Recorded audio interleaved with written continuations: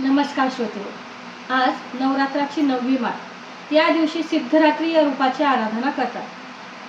सर्व सिद्धींची अधिष्ठात्री देवी म्हणून देवीच्या स्वरूपाला पूजले जाते. सिद्धरात्री देवी कमळावर विराजमान आहे. चतुर्भुज असलेल्या देवीच्या हातामध्ये कमळ, शंख, गदा, सुदर्शन चक्र आहे. या रूपाला सरस्वती देवीचेही रूप मानले जाते. या रूपाच्या आराधनेमुळे महाविद्या आणि अष्टसिद्धी प्राप्त होतात. आज अशाच एका शलाकेला आज आपण भेटणार आहोत. ती आहे संत सखूबाई. आनंदाची दीपवावळी घरी बोलवा वनमाळी, घालिते मी रांगोळी गोविंद गोविंद. अशी ही विठ्ठल भक्त सखूबाई साक्षात विठ्ठलालाच बोलावून बंधनमुक्त करण्यासाठी भाग पाडणारी सखूबाई. वारकरी संप्रदायात त्यांचे स्थान आढळ आहे. सखूबाईंचा जन्म महाराष्ट्रात ब्राह्मण कुटुंबात झाला. कृष्णा नदी काठावर कराड येथे राहणाऱ्या सखूबाई भक्तीत सदैव लीन असायच्या. त्यांचे आई वडील देखील मोठ्या धार्मिक वृत्तीचे होते. प्रचंड भक्तीचे सामर्थ्य मनात साठवलेले असल्यामुळे विठ्ठलाचे परमभक्त असणारी सखूबाई घरातील सर्व कामे करत असताना सतत देवाचे नाव आपल्या मुखाने घेऊन शारीरिक सामर्थ्यापेक्षाही जास्त काम करून दाखवत असेल. यामागचे गूढ आपल्याला नक्की समजलेच असेल. सखूबाई खूपच निष्ठावान, आज्ञाधारक, कोमल, नम्र आणि साधी होती. परंतु तिची सासू खूप गर्विष्ठ, कुटील आणि कठोर मनाची होती. तसेच नवरा व मुलगा देखील त्या स्वभावाचे होते. तरीही सखूच्या मनामध्ये कधीही देवाविषयी द्वेषभावना, देवाविषयी शंका आणि त्यांच्याविषयी द्वेषभावना निर्माण झालेली दिसली नाही. सदैव विठ्ठलाचे नामस्मरण करत ते आपले कर्तव्य पार पाडत असत. त्यांचे वैवाहिक जीवन अतिशय कष्टमय होते. दिवसभर काम करून सासूच्या अत्याचारांना तोंड द्यावे लागत असे. अगदी दुःख व्यक्त करण्यासाठी सुद्धा त्यांच्याजवळ कोणी नव्हते. असे असूनही या दुःखाला देवाचा आशीर्वाद समजून राहत असे.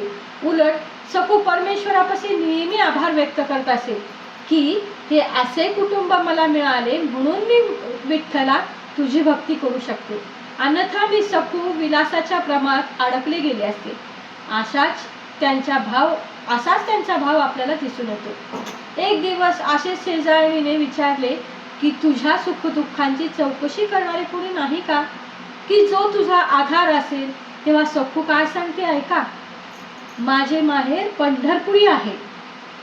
माझे आई वडील रुक्मिणी विठ्ठल आहेत आणि असा माझा विश्वास आहे की एक दिवस तो मला बोलावेल आणि माझे सारे दुःख दूर करेल.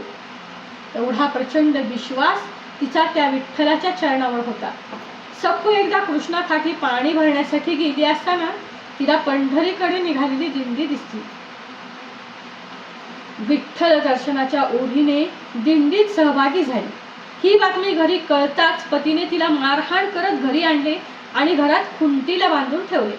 पंढरपूर यात्रा संपेपर्यंत तिला काहीच खायला न देताच असेच बांधून ठेवायचे असे तिच्या पतीने ठरवले होते. असे म्हणतात की खुंटीला बांधलेला दोर इतका घट्ट होता की काही दिवसांनी तिच्या शरीराला त्याचे खड्डे पडू लागले. तरीही सखूच्या भक्तीला धक्का लागला नाही. तिने अंतर्भावाने विठ्ठलाला साथ घातली. हे नाथा, या डोळ्यांनी तुझे एकदा तरी चरण पाहायला असते तर मी तात्काळ प्राणत्याग केले असते. तूच मला या त्रासातून मुक्त कर. असे म्हणणारी सखू तीही आर्त साथ घालताना म्हणते, बारे पांडुरंगा केव्हा भेट देसी, झाले मी परदेशी तुझ विण सखा मज कोण नाही, वाटते चरणी घालावी मिठी. ओवाळी काया चरणावरोनी, तेव्हा चक्रपाणी भेटशीला. ही तिची आर्तसाथ पांडुरंगाने ऐकली हेच आपण पाहतो. आर्तभावाने भक्ताने त्या परमेश्वराला साथ घालावी आणि त्या परमेश्वराने भक्ताच्या हाकेला धावावे. हेच तर भगवंत आणि भक्तीचा प्रेममय विश्वास आहे. सखूची ही आर्त हाक विठ्ठलापर्यंत पोहोचली आणि पांडुरंग परमात्मा सुंदर स्त्रीचे रूप घेऊन तात्काळ सखूकडे आला. स्त्री रूपातील भगवंत सखूबाईला म्हणाला, तुझ्या जागी मी उभा राहतो, माझ्याऐवजी तू पंढरपूरला जा. असे म्हणून भगवंताने केवळ दोरखंडातूनच नाही तर भवसागरातून सखूबाईची मुक्तता केली. इकडे दिंडीस आलेल्या सखूने पांडुरंगाच्या चरणाचे दर्शन घेऊन जीवनाचे सार्थक केले आणि तिथेच प्राण सोडला. दिंडीत आलेल्या वारकऱ्यांनी तिच्यावर अंत्यसंस्कार केले. पांडुरंग परमात्मा मात्र तिच्या जागी सासरी तिच्या सर्व कामे करू लागला. तो तिथेच अडकून पडेल याची भीती रुक्मिणी आईला वाटली, या गोष्टीची चिंता रुक्मिणी आईला वाटली, म्हणून तिने सखूला जिवंत करून पाठवले. या गावकऱ्यांनी सखूचा अंत्यसंस्कार केला. ते सखूच्या घरी आले आणि पाहतात तर काय, सखू घरात काम करते आहे. त्यांना आश्चर्य वाटले. त्यांनी झाला प्रकार सखूच्या सासूला व पतीला सांगितला.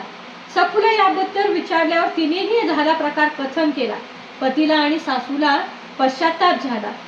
सासरवासिनीचे दुःख, यातना, अन्याय सहन करून फक्त चूल आणि मूल ही चौकट मोडण्याचे धाडस त्या काळात सखूने केलेले आपल्याला पाहायला मिळते.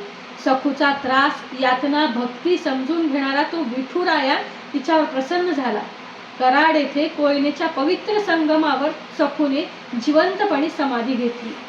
विठ्ठल माझा सखा ओव्या मी गाईन, देऊळाशी जाईन हरीला पाहिन. विठ्ठल माझे गणगोत आराध्य दैवत, विठ्ठलाच्या चरणी सखू झाले मनोरथ. अशा सखूसाठी विठ्ठल परमात्मा सखू झाला.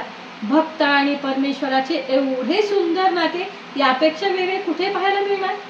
भक्तांचा अतूट विश्वास आणि भगवंताची खंबीर साथ हे एवढेच साधे गणित आहे. अतिशय विलोभनीय हे नाते आपणही समजून घेऊ. श्रद्धा भक्ती दृढ करून या परमात्म्याच्या चरणी दृढ विश्वास ठेवूया आणि आपले जीवन कृतार्थ करण्याचा प्रयत्न करूया. या विठुरायाच्या लाडक्या सखूला सादर नमस्कार करते. धन्यवाद.